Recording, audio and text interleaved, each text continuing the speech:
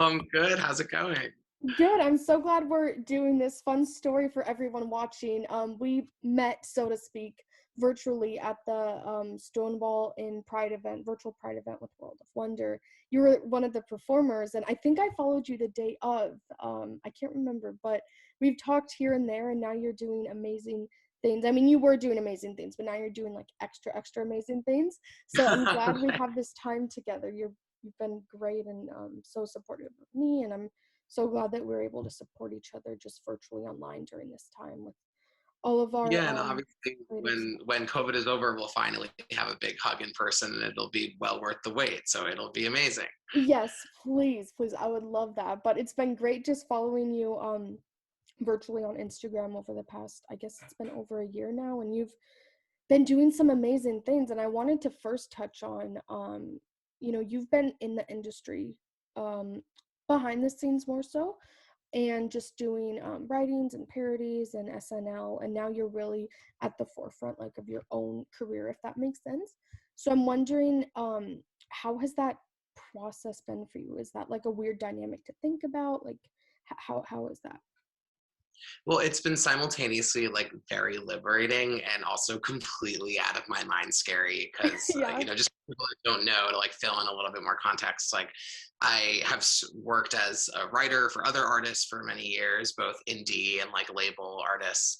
And I also have worked as a session singer at places like Saturday Night Live and iHeartRadio, and with people like Carole King, and just a bunch of really interesting environments. So to like, which is not a name drop, it's just like an actual thing that's No, happened, I know. which I is was just I every time you say that, like her song "I Feel the Earth," that's like one of my dad and mine's favorite songs. me too. Yeah, I grew up listening to Tapestry, so working with her was, I'm getting rosy cheeks just like Oh, thinking about. But having said that, I was really working in support of other people's art and other platforms for a very, very long time, without aging myself, a very, very long time.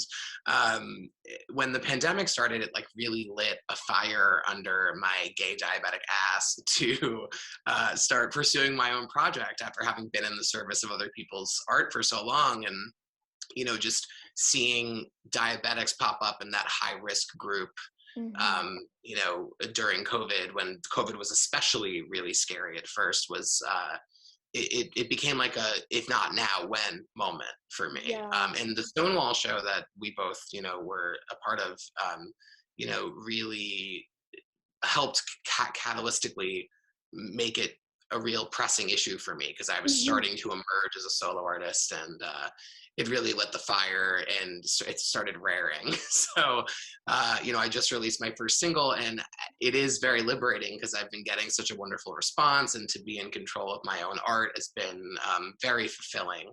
But simultaneously, it's the most like daunting, scary thing I've ever done because it's been so easy to work with these incredible artists and just be like, okay, well, maybe I'm not destined to do this. And then to have the revelation that, like, no, I am. And I really You just hope people are. like it. And it's very nerve wracking. And, to be getting such a warm response from people has been like the cherry on top of the sundae.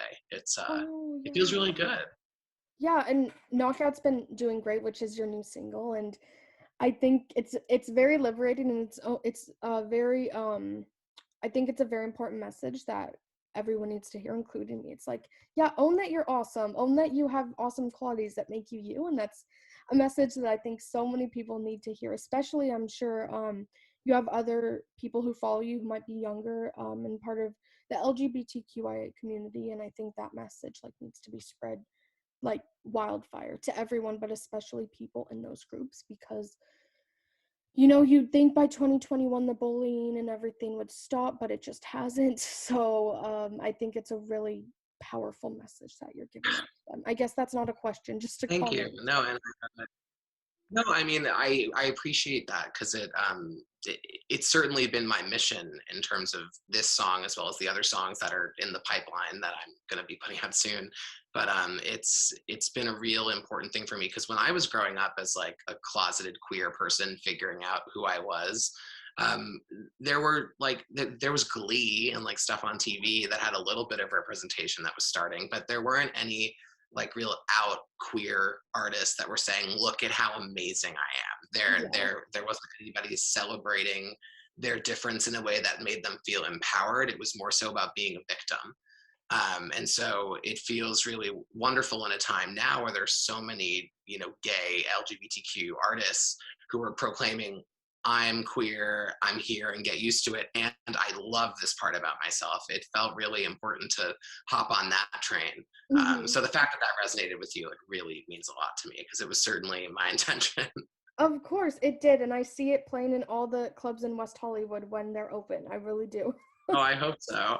Yeah, yeah, and it's pretty fascinating. You actually did this all over Zoom, recorded it, produced it, all that stuff. Do you Yeah. think, after learning that experience, like, do you think objectively that is the future of where music is going?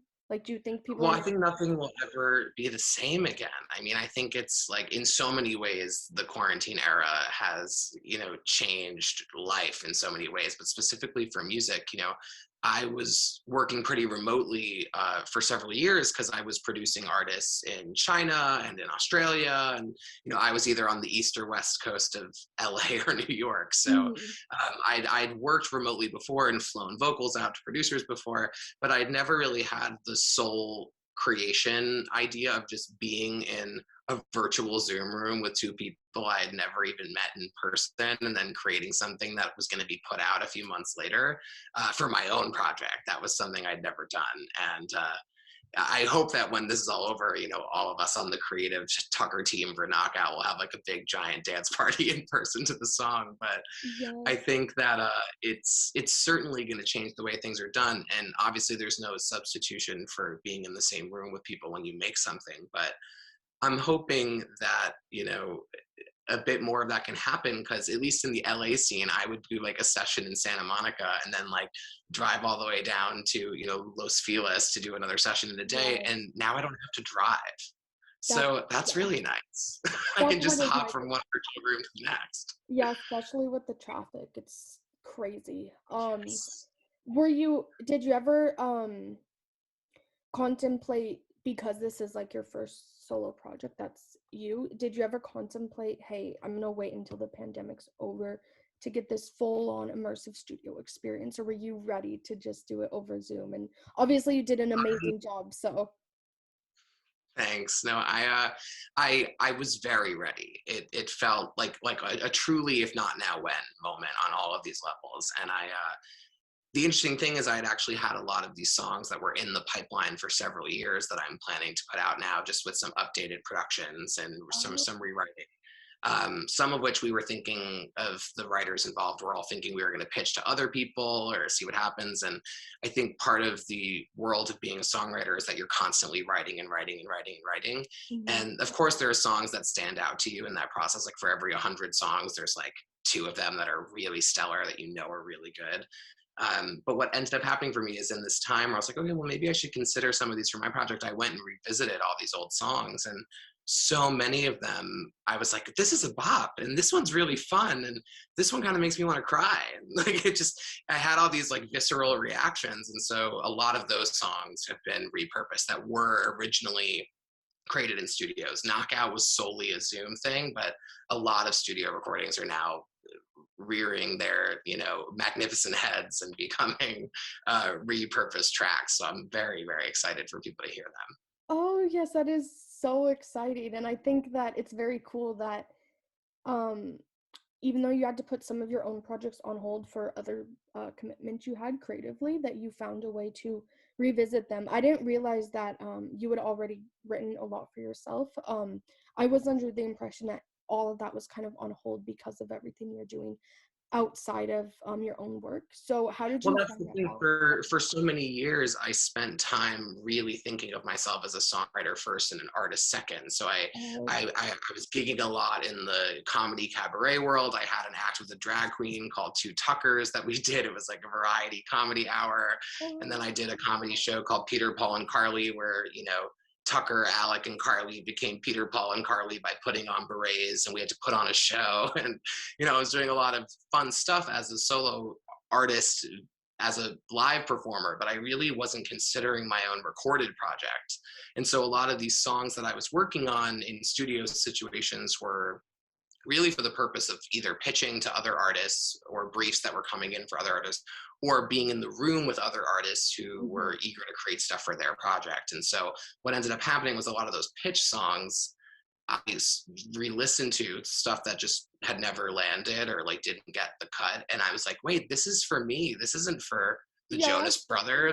This isn't for this has the Tucker imprint on it. And so I've gone Yeah. back and really stamped the Tucker vibe onto a lot of those songs. And it's made me realize that while I love writing for other people and I'll continue to do it as long as people will let me, I am certainly putting my artist foot forward first these Mhm. days because it just feels right. It feels like Yeah, the right it's time. your time to shine, and that's not to say that you can't keep doing songwriting for other artists. So, Totally, totally.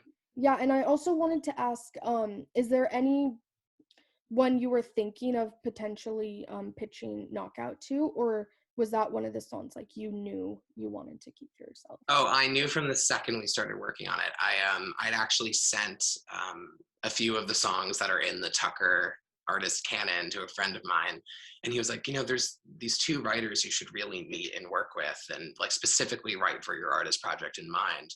And this was when me and my team were still considering what song we should put out first. Oh, okay. And I ended up connecting with Jackson and Julia, Jackson, who I co-produced the song with, and Julia, who co-wrote it with both of us.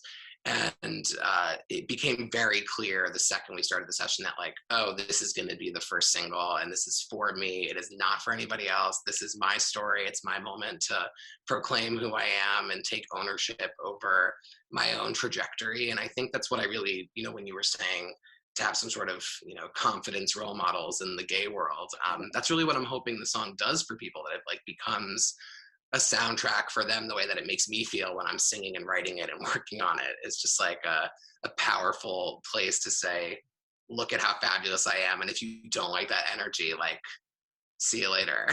Bye, It's, Felicia. uh, Oh my gosh. And yeah, it's gained some yeah, for traction real. everywhere, especially on TikTok, Juicebox. Oh my gosh. We So loved you. yes. Was She's that like so something you had asked them, like, do you want to do a TikTok to my song, or was that a complete surprise to you?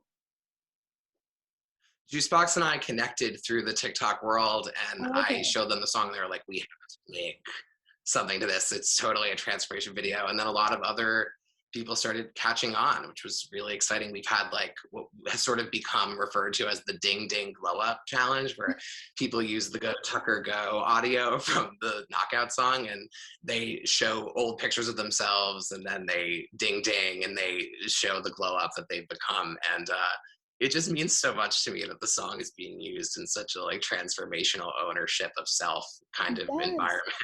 Yeah, and honestly, if I was better at TikTok, I would make one myself, but I don't. The only TikToks I know how to make is taking a clip from an interview and putting it up there. But my friends are much more tech savvy with it than me, so I'll have to see if they can help me because it is a fun challenge. I like watching some of the challenges on there, and I think It's we so fun. I mean, it took me forever to learn how to use TikTok. And the thing I've been doing now is I like edit them on iMovie, but then I do my subtitles in the TikTok app, and which has saved me time, but it's still so time consuming. Like TikTok is hard to get right.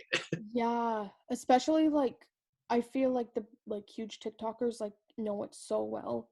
So you want to like try to match like how they're doing it and it's like I just don't have the time to do that. So Of course, of I'm course. lucky. But the thing that I've realized though is that like the thing that wins, obviously like it would be wonderful if we all had the tech savvy to make stuff look like so sheen and perfect.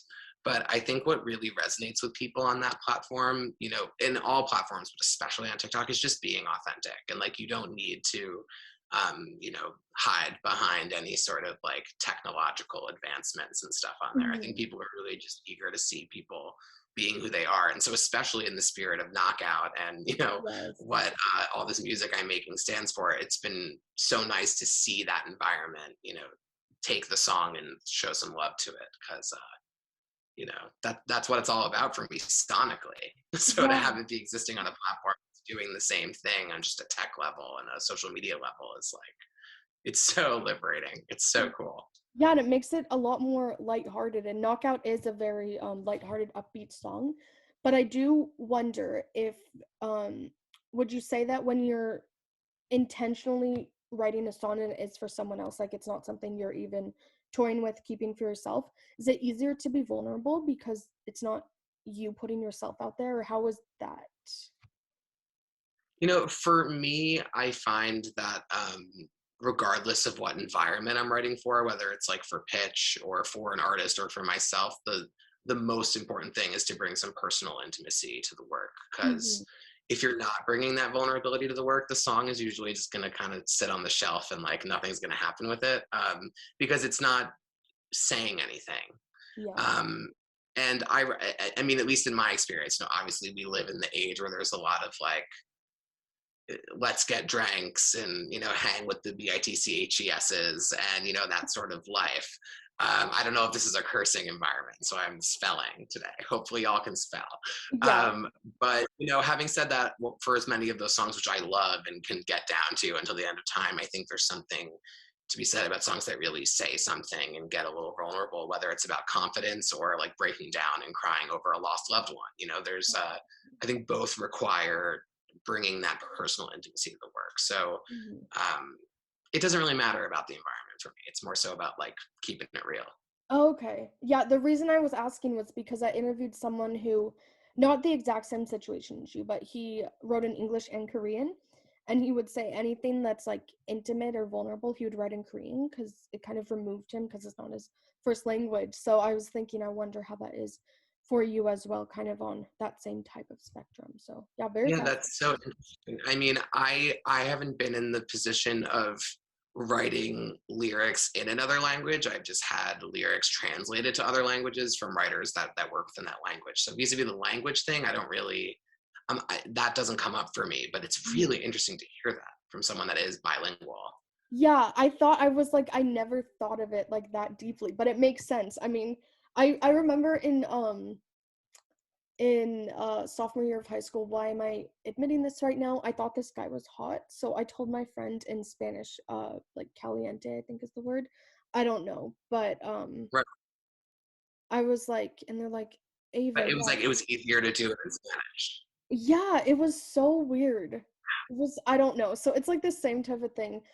He now is married and has a kid, so that didn't work out for me, but So it worked out. oh my gosh, so funny. Maybe it's because I wasn't brave enough to just tell him to his face in English. No, I'm just kidding. But No, everything happens for a reason. exactly, exactly. But it is funny to think about like how does that work in terms of the environment, in terms of the language, all that stuff. So Totally. and I did want to ask, and maybe you can't say because it's just not like you're not allowed, or maybe I just wasn't researching hard enough. But who are some of the artists you've written for or worked with in a capacity that, um, might make me fangirl?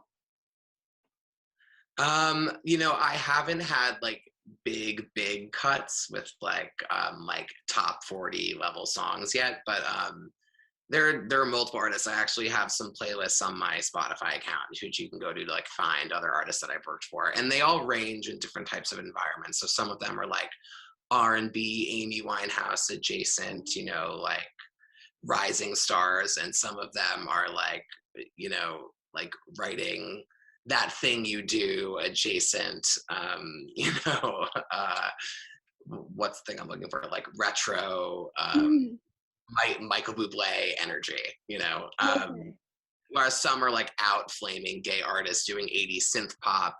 And I'm about to have a song come out soon with a Chinese artist, so that's going to be really fun to promote and get excited about once it's out there. So that's like it's like a secret exclusive. Just keep it on the hush, people that are watching. Okay, got it. And yeah, I guess I should have clarified. I didn't mean fangirl for like Justin Bieber. I guess I didn't even tell you this up front. I'm very into like indie artists. Cool. And surprisingly, I pride myself on finding artists before they blow up. So that's why I was asking. Like, I remember Halsey when 2015 and she had long blue hair. There was one interview with her on YouTube. So I'm very into like discovering new artists. I don't know if you've heard of Cat Cunning.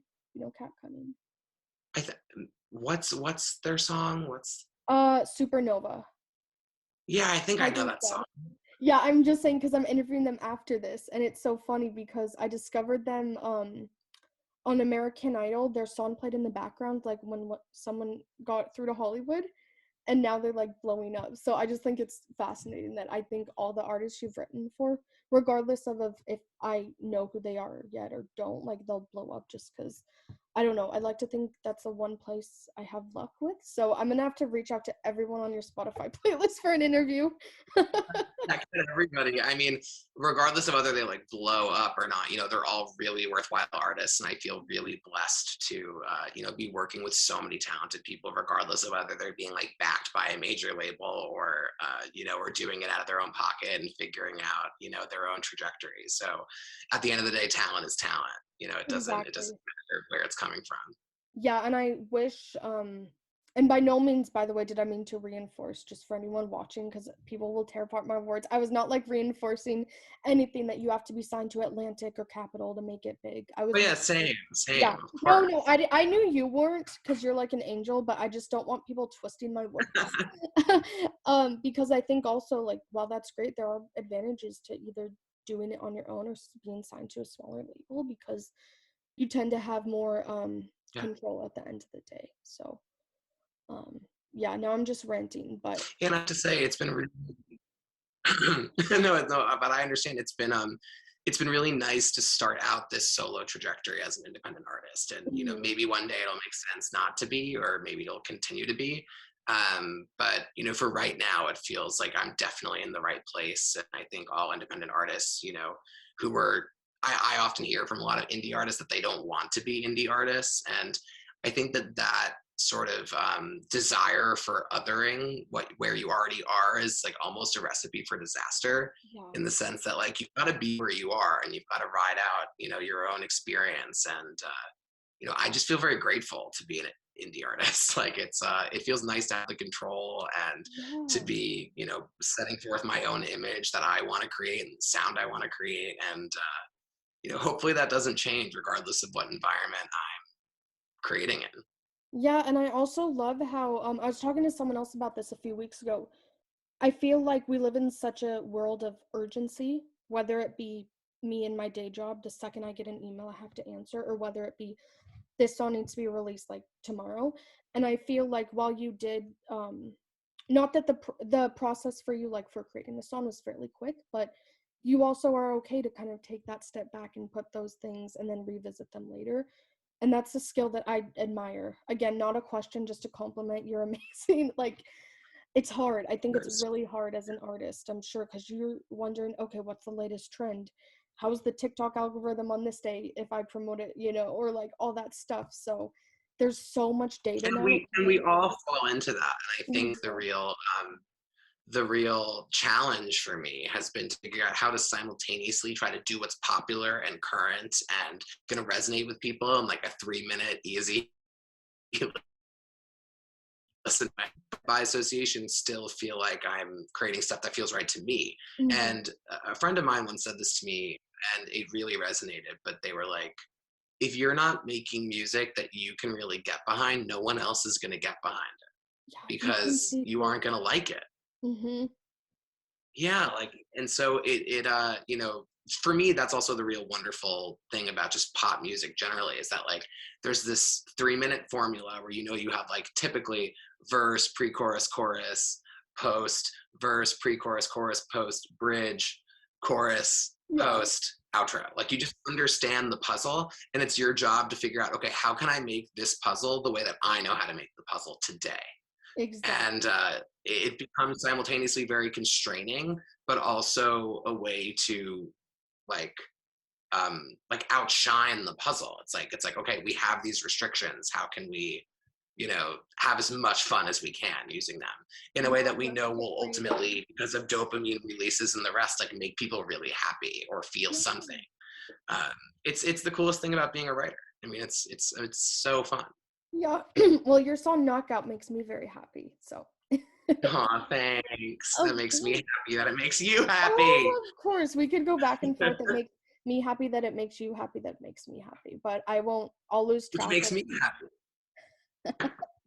No, I love it. I love it. Well, Tucker, thank you so much for this interview. I'm so glad we got to chat. do you just want to give any updates to new music we can expect? And then, of course, just all your social media. Let people know that your music is everywhere, not just Spotify. The reason I didn't know who you had worked with is because I'm the one millennial that does not have Spotify. I have Apple Music. So That's for totally everyone okay. else, just let them know they Um, can find it. yeah. So my music is everywhere you can listen to music. Any streaming platform, it is there. We're working on hopefully doing like real physical copies at some point soon. We'll see about that. I'm gonna be. This is also like a exclusive. I'm gonna be releasing a song every single month for the rest of the year, which Oh my is God. very very exciting. So the second one's coming out on May 7th, and there's going to be a pre-save available for that starting on April 19th. For a song called No Comparison, which is if you dig Knockout and you need more self empowerment, fun vibes about feeling your fantasy, then you'll Yes. really love this. And my social media accounts, yeah, I'm basically all of my socials are the Tucker and then whatever social media it is. So if it's Instagram, it's the Tucker Gram. If it's TikTok, it's the Tucker Talk. If it's Twitter, it's the Tucker Tweet. And so on the Tucker, you can find me anywhere and everywhere.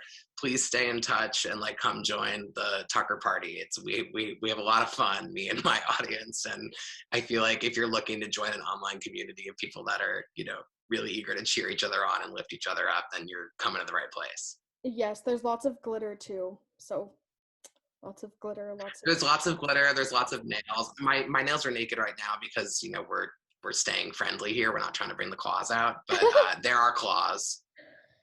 And but we still got like a nice rainbow black tea happening, so we're Yes. feeling our Oh, I love fantasy that. as I love that. Well, yeah, well. everyone join the Tucker party. I'm a part of it. So, there's already two awesome people a part of it. And it was so great to talk to you. Thank you for I'm so glad we got to do this. It's been Yeah, a thank year. you so much for Yeah, I hope we can do thank something. you for having me. I mean, I'm a huge fan of yours. I love your whole energy and everybody that you bring into your orbit, and I just feel very grateful to be a part of it. So thanks for Oh, having thank me. you. Well, you're awesome for the orbit. I like to talk to people of all different backgrounds, of all different backgrounds in entertainment specifically. So I'm glad that I added you to my little Rolodex of people that I can now bug for the rest of my Yeah, life. Just kidding.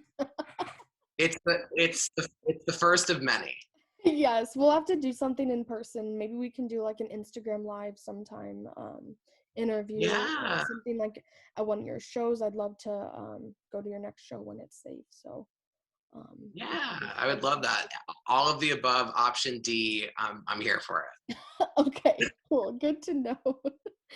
Well, thank you again so much, and I hope you have an amazing day and congratulations on everything. Thanks so much. The same to you. Thank you. Bye.